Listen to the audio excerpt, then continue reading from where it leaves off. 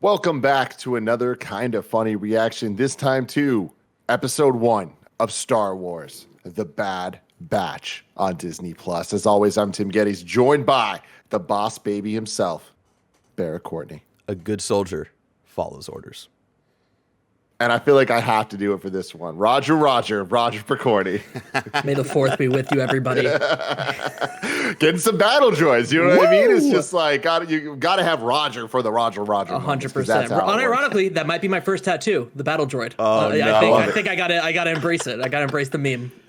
I've always been like a bigger fan of the battle droids in a lot of ways than I should be. Yeah. The Roger works. I don't like when they say other things. You know what I mean? Like when they say other things in that voice. It's like, why'd they choose to give him that weird ass voice? Like that is such they're dumbass a droids. decision. They're dumbass you know what droids. I mean? It's great. I love it.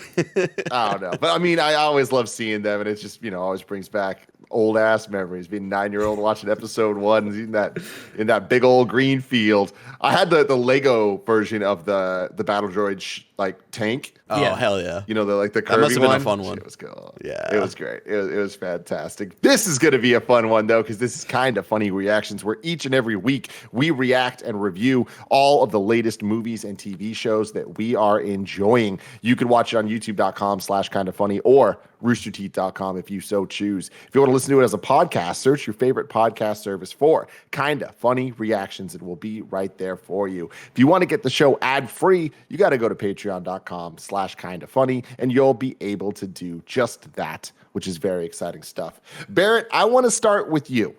You just finished your Star Wars rewatch, which included reading books, reading comic books, playing video games. You went full canon on this. You did a lot of the main canon things here. It took me 5 months to do. Bad Batch. And just but because here. It wasn't for Bad Batch, but it was one of those things back in like November. I was just like in the mood, like let's go deep into Star Wars lore and like re-experience the 11 movies, replay Jedi Fallen Order and the story from Battlefront 2, read some books that I haven't read before, read some comics I hadn't read before, and it just kind of lined up that I finished a week before Bad Batch started. And I'm gonna tell you, Tim, I was kind of worried because of how everything was lining up. I was like, I'm scared I'm going to be Star Wars'd out by the time Bad Batch comes out. And like not even 2 minutes into this episode, I was like, nope. I'm so sold on the show, and like I want to keep going.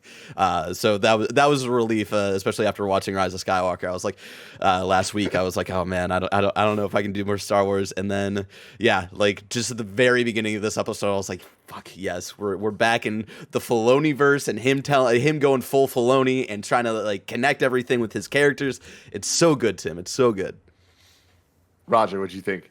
I really enjoyed it. It was so nice seeing that Clone Wars intro and then it just evaporating into the Bad Batch. It's like, hey, fuck it. Chills. It's season 8, but like it's straight up 8. Just fuck it, yeah. And like just straight off the bat, like D. Bradley Baker, who's the voice of all of the Bad Batch, just deserves just an Emmy or Oscar or whatever you want to give him, because that is at least a shout out. The man is talking to himself essentially for the entire hour. Like he needs some award, like not even for just like the Bad Batch, who are like definitely varied personality wise, but like the subtle personalities he will give like the regular clones, like Rex and Fives and all that stuff. Like he is so good at what he does. Like absolutely, Roger. I had the same thought last night of like D. Bradley Baker needs some sort of fucking award from anybody. If he has awards, please list them in the YouTube comments below so I know that he's getting love. They're already doing it. Yeah, no, he's like, it was one of those things where I was watching, I was just like, wait, there's no way this is the same person voicing all of these. And I'm like, oh wow, holy crap. Yeah, it just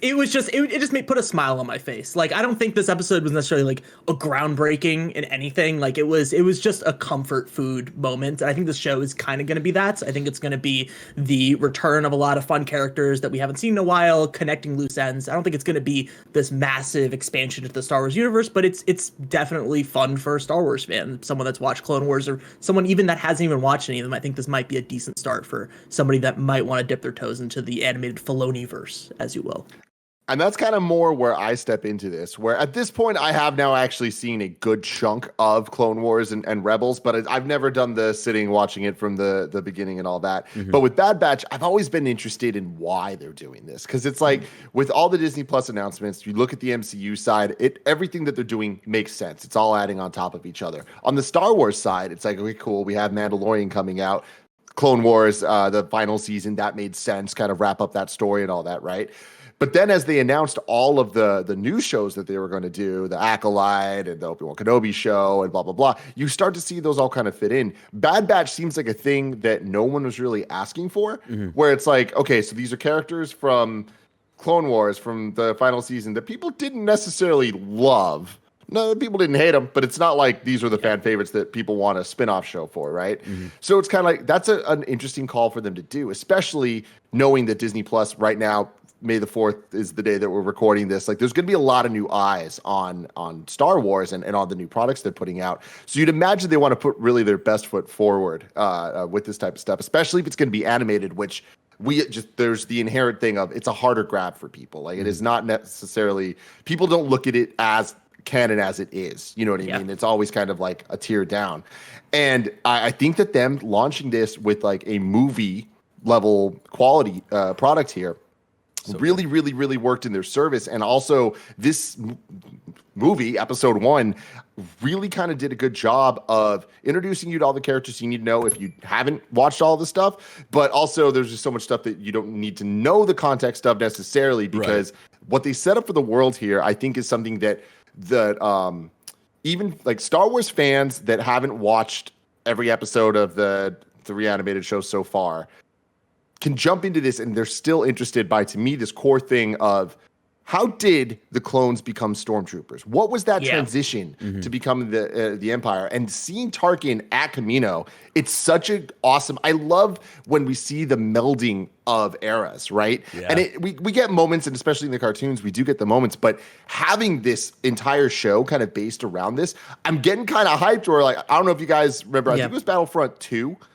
Had the level where there was a Kamino war where it was like stormtroopers versus clone troopers, and it was fucking awesome. And I'm like, if they start building towards that, original Battlefront. Yeah. Like, it's vaguely in there in like the memory bank. Like, it's been so long since I played that like quote unquote campaign. But yeah, it was one of my. I just remember that mission being a standout one that was like, oh fuck, this is like such cool shit. And to see them kind of potentially building towards a canonization of that, I think is really interesting. But I also want to give just a major shout out, because me coming in, it's easy for me to like write this off as just another cartoon, whatever. The visuals of this are such a step above what we're normally seeing, and there's a depth of field. Like it's a lot more cinematic.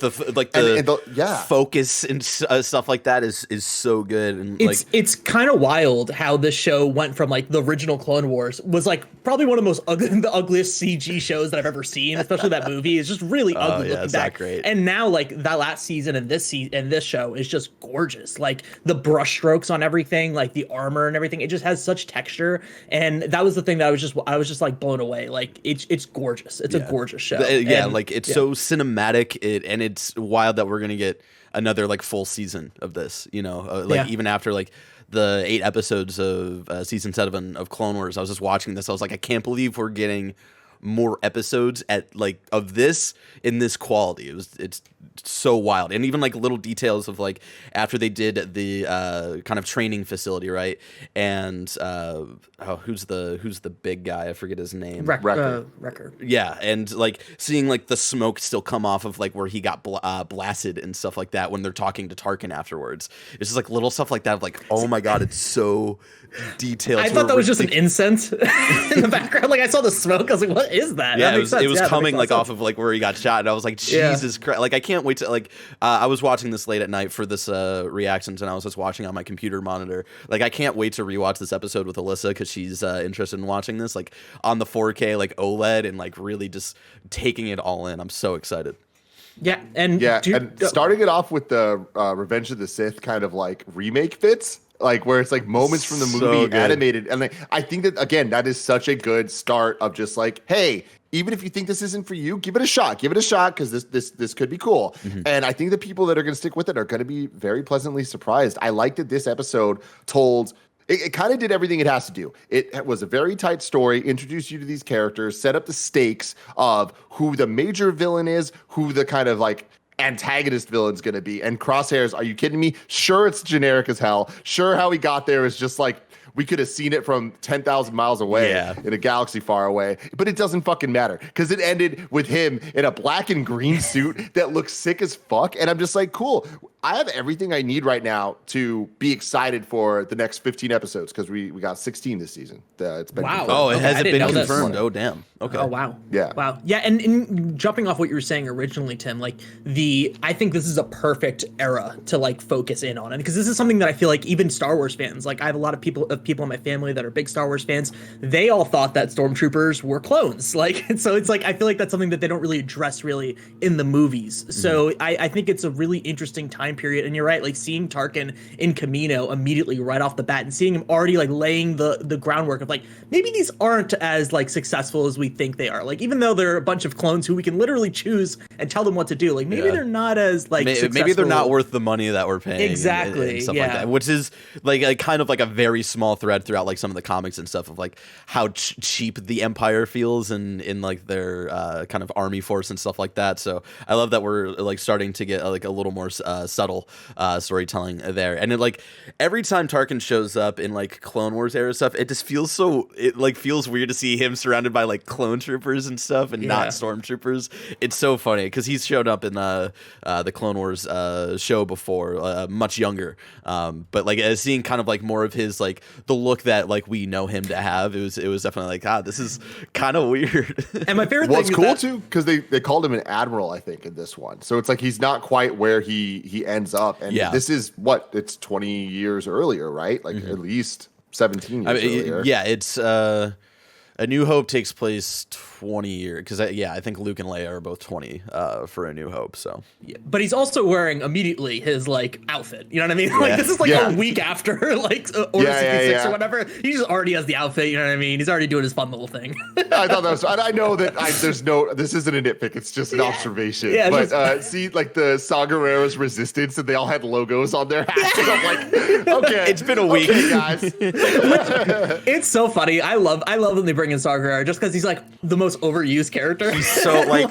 I say this every time he pops up, even in like Jedi Fallen Order and stuff. I'm like, stop trying to sell me on Saw Gerrera. Like I will say his appearance in this one does make a lot of sense for like the story that they're trying to tell with the Bad Batch and kind of what they're experiencing post Order 66 and stuff like that. So I thought he was well used here, but like I don't think everything else he is in, I don't think he's used as well. So it's every time he shows up, I'm like, oh god, enough of Saw Gerrera. But it's fun for me. It's like a little like, oh, like this is like a expanded universe type thing. So Saw Gerrera's in it. Yeah, you know and it was cool like, to see him young again because he was a character that I think was originally introduced in Clone Wars. So it's been a while since we've seen him like young and like after he had been trained by Anakin, Obi-Wan, and Ahsoka before he becomes Forrest Whitaker. Yeah, exactly. Before he becomes which is Forrest Whitaker. Quite jarring, honestly. Yeah, it is. When I'm looking at this guy, I'm like, I don't know. I don't know. 100%. Yeah, we got to see the middle ground where he's like somewhat. Yeah, where does that transition happen? Yeah, where does that happen? Yeah. I know. With that though, I feel like part of the strength of this being animated and of it being the Filoni verse and what they're building here is it allows them to kind of do whatever the fuck they want. And obviously with Mandalorian season 2, they proved they can literally do anything they want. Nothing is off limits. But with this, it's cool that we get Camino, we get Saw Gerrera, we get Tarkin, we get like all of these canon, right? Like how do you even say his name? I've only read the comics. Yes, Kanan. I've Kanan, only read the comics, so I don't know how to do it. Can we? Well, they retcon the comics a little bit. Okay. We need to talk about Kanan Jarrus. Slight spoilers for Star Wars Rebels because, as I say, at almost anything we talk about when it relates to Filoni storytelling, like I do think this show is hopefully going to be a selling point for people to actually check out Star Wars Rebels who kind of scoff at it. Please do. I know the animation style isn't like the most appealing. Even like I have my gripes with it, but it's honestly some of the best Star Wars told under the Disney era, which for some I know isn't saying a lot, but seriously, like you owe it to yourself to try to check out Star Wars Rebels. Slight spoilers for Rebels. Kanan Jarrus's real name is Caleb Doom, and just in the first minute, like when he rolls down, he starts talking. I was like, oh my god, it's Freddie Prinze Jr. And they did not modify his voice, and this like 11-year-old child sounds like a grown ass man, and it's so weird. But it was still like so exciting, and like they make Order ever since episode 3, and like what they've tried to do whenever they go back to this era is like making Order 66 feel as emotionally impactful as possible, and like playing off of, you know, I really like episode 3 for like the stuff it does with the lore and stuff like that. I admit it's not a great movie, but making moments from a not great movie feel so emotionally poignant is so great. And like what they do with that with Jedi Fallen Order, seeing a different perspective there, seeing Kanan's perspective and like what he has to deal with in the first couple minutes was just like, it was a lot. It was really cool. And it also explains a lot within Rebels, not to go into spoilers, but like his distrust with the clones. And of course that has to do with Order 66, but seeing actually him interact with the Bad Batch, it was a really great touch. It was funny because I was watching this and I totally forgot that he changed his name, Kanan, because it's like a 1 episode thing that they mention. Yeah. And I was just like, wait, why is this guy's voice so deep? Like, what's happening? We were talking about this before we were recording, but I was like, there must be something in Freddie Prinze Jr.'s contract where they're not allowed to modify his voice whatsoever. Like, make it a little younger, man. Make it a little younger. But it was really fun. It was fun to see him, and it was to have that connection for sure. Yeah. This episode is brought to you by MeUndies. Summer is coming, and for so many of us, it's the season of discomfort. It's hot out, and if you could sit around in just your underwear, you would. MeUndies wants to make this summer the summer of comfort. And they want you to know that if you want to sit around in your underwear, that's absolutely allowed. I do it all the time. And if I don't want to sit in my underwear, I sit in my MeUndies lounge pants. I got some dinosaurs right now. I love my dinosaurs. And I also love all the other fun prints that MeUndies offers. If you like bold prints, they do those too. If you like classic, guess what? Your blacks, your whites, your grays, they're all there. They make undies, they make lounge pants, they make t-shirts, they make socks. I'm wearing all of those right now, and I love it because they have the softest micro-modal fabric imaginable. MeUndies makes it easy to match. You can match your bottom half to your better half, or halves. Yes, you can match your friends too. MeUndies helps you find a matching pair in a style or color or print of undies that's right for you and your boo, because who doesn't love a secret twinning moment? Me and G have both been wearing matching MeUndies, and every once in a while, when I realize we're both wearing the same ones, just makes my day that much better and that much softer. MeUndies has a great offer for you guys. For any first-time purchasers, you can get 50% off and free shipping. MeUndies also has their problem-free philosophy. If you're not satisfied with any product for any reason, they'll refund or exchange it. No caveats, no questions. Get 15% off your first order and free shipping by going to MeUndies.com/morning. That's MeUndies.com/morning. I love MeUndies, and you should too. MeUndies.com/morning. Yeah, definitely. I mean, Barrett, I'm right there with you, where it's Order 66 is just, again, to people that are more casual viewers, that is such an enticing selling point of just like, we're getting more perspectives on what went down there because, you know, we look at the MCU with the blip and like in the snap that we're dealing with in all the shows, and it like there's just so much resonance there because it was this insane thing that affected the world. And honestly, in the comics, the Infinity Gauntlet storyline, it didn't really feel that way. Half the universe gets snapped away, they solve it immediately, and it's kind of just over. Like, there were spin-off comics where, you know how events go, there's the main 6, and then you read the others, and there you kind of deal with it a little bit, but it's nowhere near what they're doing in MCU, and that's kind of the same thing here, where it's like, cool, the movies dealt with it this way, but then you get into, like, the expanded lore, like the video games, TV shows, comics, all that stuff, and every time we deal with perspective of that, that's something I'm interested in. And I think inherently we're all interested in that because there's something very, very cool about the how did we get from A to B and then from B to C. And that's between the prequels to original trilogy and then between the original trilogy to the sequels that I hope one day we actually really get to see the rise of the First Order and, you know, how that all kind of came to be, because it's fucking weird. Right? I do think all of the new Filoni and Favreau shows are going to build up to that. I think there's some subtle stuff there. And God, there's so much that goes on. Just like little things that, just as like a fan, people call me a fanboy of like the Clone Wars specifically. There's just like so much little stuff that ties into little things and really fleshes out this era. That's just like so cool. Like the medical droid that operates that was like helping out Echo when Echo after like man. that droid is the same droid that helped. I think it's Fives who was about to uncover the Order 66 conspiracy in season 6 of Clone Wars, and that's the same medical droid because he lists off his like long ass ridiculous long name. That's fun. It's so good, and like the fact that like he got like shocked at the end. It was like, oh no, and then like God, there was something else where I forgot like what else. There's like little connections to, but there's just like. Filoni knows what he's doing. He knows what's gonna hit for his fans of like his story that he's telling. But it's still not like taking away from like someone that would first watch this. I thought it was really pretty. Yeah, like what Tim was saying. Like I think it like even though the Bad Batch was introduced in season 7, I think it did a good job in those first couple minutes, like reintroducing them if like in case you hadn't watched season 7 of the Clone Wars. And I think like. I think this is, even though this is kind of like a side story, I don't know if it's going to be like a grand thing when it comes to like the overall like lore and story that Filoni wants to tell with his characters. But I do think it's going to be, I think Filoni is like trying to use it to tell a cool story while also like still trying to sell people of like, hey, like check out Clone Wars if you like some of these characters and you like the ideas and like what I'm saying, telling in these stories. Like check out Clone Wars, check out Rebels. You probably liked Mandalorian. If you want to understand some stuff from the Mandalorian that you may not have gotten, these shows are gonna like be the build up to those moments and stuff like that. And so I thought, see, it's interesting because I not that I fully disagree with what you're saying, but I actually think that it is going to be more of a.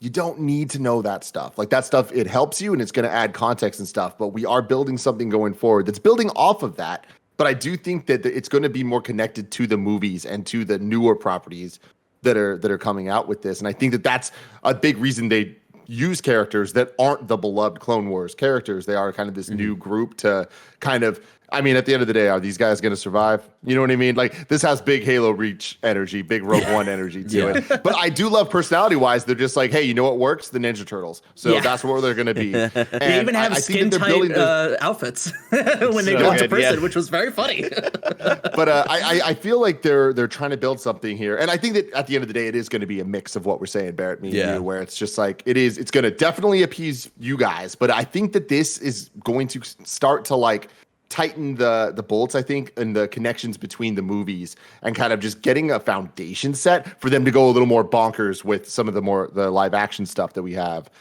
coming up in the next couple of years on Disney Plus, the Favreau stuff and Filoni stuff specifically with that. But what I'm really interested in and what makes me kind of think it's going that direction is this Omega character. Like the Bad Batch all having different like superpowers or whatever you want to call it. Hers kind of being this thing. Well, first off, it being her is cool. Like always a fun little like, oh, that's different. And shout out, like they casted another New Zealander to voice her as well because Tamara is from New Zealand as well. So to like get a female voice from New Zealand, I thought was I forget what her name was, but I looked it up and I was like, oh shit, she's also from Michelle Ong, I think. Yeah, that sounds right. I think that's what it was. But I'm really interested with what they're doing with her because, like, you know, on the surface level gut reaction, it's like this motherfucker has the Force. But then it's like, no, probably she's just like an empath of some type. That's what I was thinking as well. Like that's her kind of power. But either way, I'm interested. Like either way, I like that there's the question. I feel like they're going to play with it a little bit because you can't just do that in a Star Wars show and not at least be like, what are the Caminos doing some test with midichlorians or something? Like, and that's what I like is that this episode worked by itself very well as just telling a cool story to set things up, but it asked really cool questions and set us up for a season that I'm like, there's some stuff I'm legitimately interested in finding out. Oh yeah. Not just, oh, this is fun enough to watch. Like I'll watch it. Yeah. And it sets up actual like questions that you might not have even thought about before even watching it. Like the whole Camino situation. Like I was like, oh yeah, what happened to them? You know what I mean? Like there's which Barrett was saying, well, maybe not some good stuff. Yeah, maybe I mean, not some like good stuff. because at the end where they're kind of like they seem to like we gotta hold our cards close to our chest and we gotta see how this whole Empire thing plays out. And at the end, like when they were talking about that, I was like, I don't think it works out for you because I'm pretty sure the dude in Mandalorian has like a Camino like logo on his outfit. So like I'm pretty sure like Camino cloners are still like kind of under the Emperor's thumb a little bit by the time of or not the Emperor's thumb anymore, but still under the Empire's thumb a little bit during the Mandalorian. And so and like what you're saying, Tim, of like maybe Omega is like they're messing around with some midichlorian stuff because again like my theories with Mandalorian of like the reason that they want to use Grogu in the Mandalorian is to try to help the Emperor make Snoke essentially is my guess. So maybe the Emperor is like trying to play 5D chess even early on and it's like trying to 100%. Like, yeah, so like just little things like that, what you're saying of just like for the like fans who are like paying attention to the dumbest like little subtlest storylines, like this is going to be like I think this is going to be a really cool season to pay attention to and get to the ins and outs of all the little things, you know.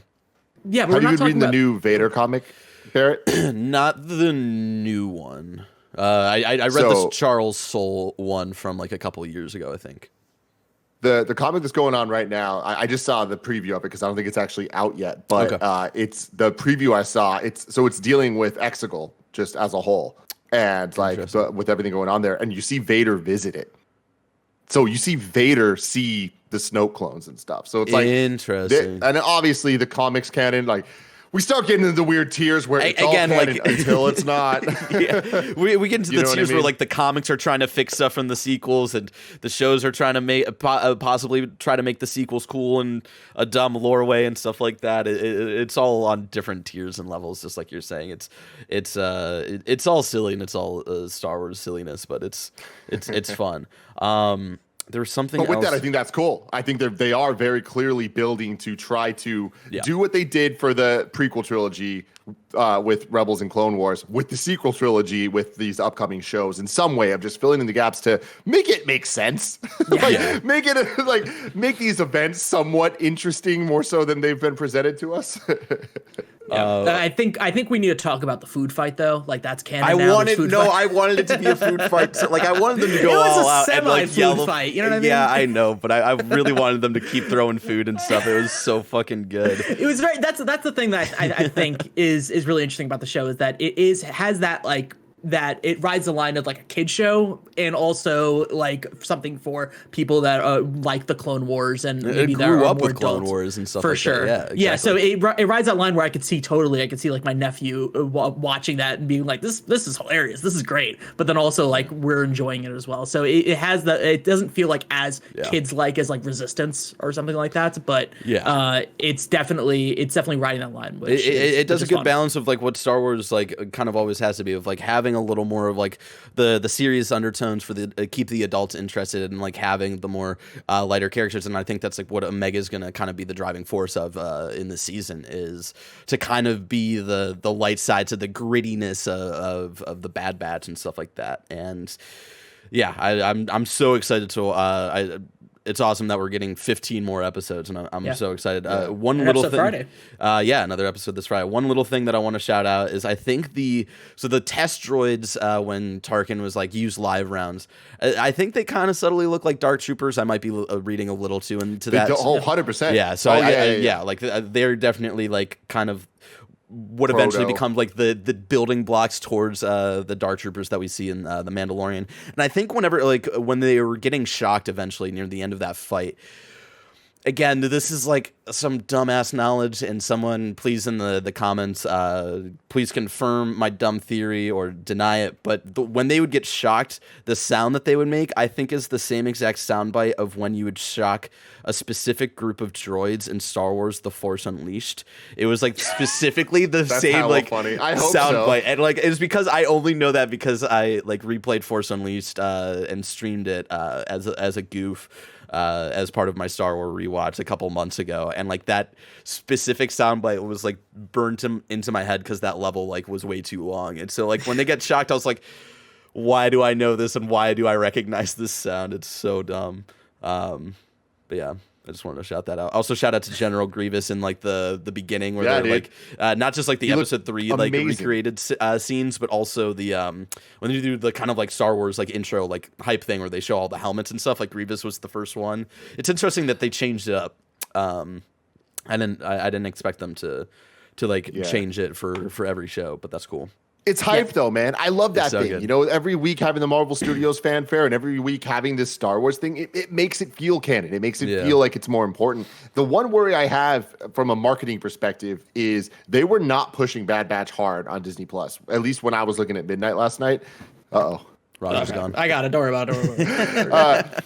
But I couldn't even find it. Like the main thing was May the 4th be with you, and they're promoting like the new art and stuff. Really? And it's like even going into Star Wars, it wasn't like the first thing. It was like kind of buried. And I was like, that's interesting. And I checked this morning, and it was the first thing on the carousel, but it wasn't like when you go to the Star Wars page itself, it wasn't like the first thing that they're promoting to you. And I'm hoping that's just because it's May the 4th and like there's a ton of Star Wars stuff that they're trying to push. Yeah, exactly. So hopefully starting Friday, they're going to treat it more like a prestige Disney Plus title that like they want you to pay attention to, because that's the type of, they need to buy in for us to buy in. You know what I mean? And like, I'm not talking about you guys, but I'm talking about the me's and the millions of people out there that want to like this shit. It's just, you know, that's interesting because did you watch it right at midnight? I did. Okay. Yeah. Because I didn't see the whole May the 4th be with you thing at updated at midnight. Because when I loaded in, the first thing was just the Bad Batch. So that's interesting. Okay, that's good. Yeah. Yeah. For me, I watched it a few hours ago. So and like it was just the Bad Batch was the first thing you see when you go into Disney. I wonder if it's different for maybe good. different like apps or something like that. Because like what were you watching? Maybe NVIDIA Shield. No, yeah, I was just watching like on the Chrome, like DisneyPlus.com. So yeah, it might just be like weird updates for different apps or whatever. We're probably gonna wrap up soonish, but like the last two things I want to say is that my prediction, and this is why I kind of think that the show is going to be a little more of like trying to sell people on watching the other shows, is that I do think that we're going to get another Star Wars Rebels character next week, and I think that's going to be Zeb, because they talk about it at the very end. Let's go to J19, and there's the J19 bow rifle, which was made by I think Zeb is a Lasat, right? I forget what his yes. Yeah, that J19s are specifically made by Zeb's people, and Hunter was saying that they know someone from there. So I think it's a possibility we get Zeb. If we don't, that's fine. If it's just like another Lasat. I was thinking Rex. I mean, that makes sense too. Yeah. Okay. Yeah. I mean, we see him in the trailer, like for like 3 seconds. So and then the other stuff of like, again, going back to how cinematic this art style and like how much they've improved the look and feel of the Clone Wars art style. Like I want more animated shows. I know with like the fact that they said Tarkin or Thrawn's name in a live action show, like I know like when we get Ahsoka, that's going to be live action. I know like whenever we get Ezra back, that's going to be live action, but I want more of like this animated style. It's so good. It's so pretty. And so I need it. Give me Ashley Eckstein as Ahsoka again. I want it all. Well, hopefully you won't have to wait too long, Barrett. Let us know in the comments below what you thought of the Bad Batch Episode 1 Aftermath. We will return this Friday with Episode 2, and we might not do weekly breakdowns of these because going forward, I think they're only like 20-ish minute episodes. So I don't know how much there's going to be to talk about. Maybe every couple episodes we'll do something. We're going to feel it out. If you want us to keep doing it, though, let us know. We like to deliver what the people want. So love you guys. Bye.